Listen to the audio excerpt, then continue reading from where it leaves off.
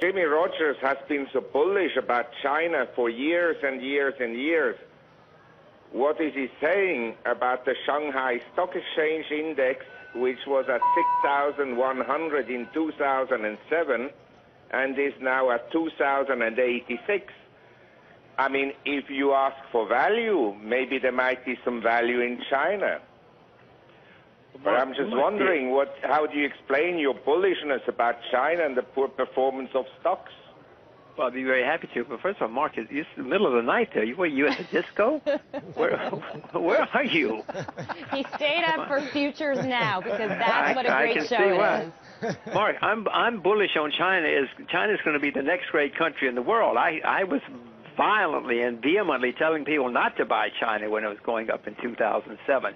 I only buy China when it collapses. I bought China 3 times in my life, one in 1999, one in 2005, and the third time was in November of 2008. This is public record. Everybody can look it up. They know that.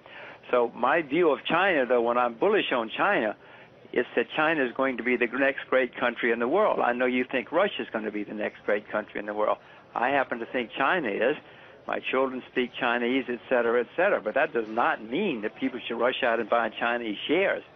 There's a huge difference in saying that China is going to be the greatest country in the 21st century and saying that you should buy Chinese stock. I own Chinese stocks, yes, and if they collapse, Mark, I promise you I will buy more Chinese stocks.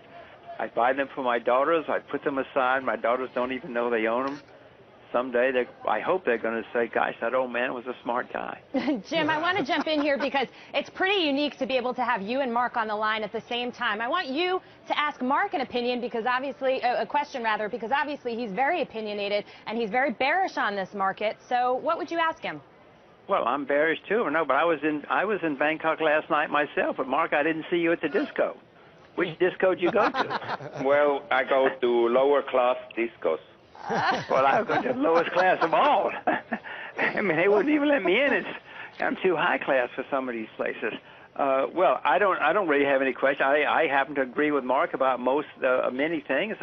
Mark thinks that people should buy stocks these days. I'm short stocks. As I said, I'm long commodities, I'm long currencies, and I'm short stocks. All right. No, actually, so overall, aside from I have to correct this statement. Go ahead, Mark. 4 months ago, I turned quite positive about some European markets like Portugal, Spain, Italy, France, Greece, because they were at the 2009 lows or even lower. But I'm not buying right now shares. As I told you in the earlier discussion, I'm rather lightening up on positions. I don't want to own no shares, because in a money printing environment, you don't know how far the money printing will go, and it can flow into stocks, or I also own gold and I own real estate. But basically, in general, I think much of the asset bubble has been discounted by investors. But Mark, how can you say that? Because I'm watching the markets every day. I happen to agree with you. I'm watching the markets, though, and they continue to rally every day. So how can you say that? Yes, but not every stock is rallying, and not every market is rallying. A lot of stocks have peaked out. Say, as an example, Apple seems to have peaked out. Like Maybe what? it will make a new high. But I'm just saying, a lot of stocks are already in downtrends, and a lot of stocks have declined last year by 40%. Say coal stocks were all down 40–50% from their highs. All right, well, Mark, talk to me about a stock like Apple, for example. We've watched Apple have a huge run. Is that one of the stocks that you think is peaked out? Because that's one that I think just when it can't go any higher, it does. I think it has peaked out, but say, I wouldn't necessarily short it because, as I said, in a money printing environment, you never know. But in general, concept-wise, and optimism of investors and the headlines, and everybody is an Apple fan, and everybody needs an Apple device on his knees. I think, yeah, probably the stock has peaked out. All right, well, let's hold that thought for a second and talk about the money printing environment. Jim, given a situation what we've seen, QE3 with Bernanke, and now he's sort of taking a position that we're going to keep printing money until we bring this unemployment number down, what would your take be depending on what happens with the presidential election? If we get Romney in the White House, are we going to back off that a little bit? It doesn't matter, Jackie, whether it's Romney or Obama. They're both the same. They don't have a clue what's going on. They caused the problems. These are the guys that got us into this situation. Right. Okay. You think they're going to get us out? And Mr. Bernanke is certainly not going to get us out, for God's sakes.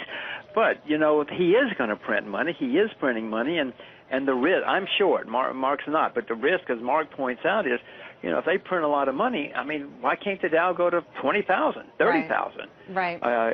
The money's not worth anything, but it could kill me on my shorts. Because, absolutely. Well, that's a view. But hey, let me quickly say one thing. Sure. If they continue to print that money and the Dow does go to 30,000, I assure you gold and a lot of other things are going to skyrocket as well. So hopefully my longs will make up for it. I would have to worry, though, Mark, that about real estate, because if they print that much money, eventually the bond market's going to collapse. Interest rates will go through the roof, and real estate's going to suffer, isn't it? Well, I agree with Jimmy on the fact that both presidents are clueless. The only one that had any clue at the conventions was Clint Eastwood. Yes. You're one of the only people to say that. He's the only one who had an idea about the real world. The other ones are just clueless.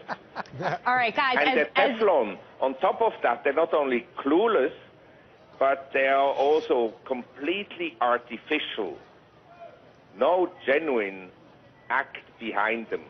Well, you worry a lot with politicians that that's the case, but of course, you guys, I could let this conversation go on and on to have you two. Wait, Jackie, you got to stop for a minute. It's worse than clueless, Mark, because they think they know what they're doing, and so they're dangerous.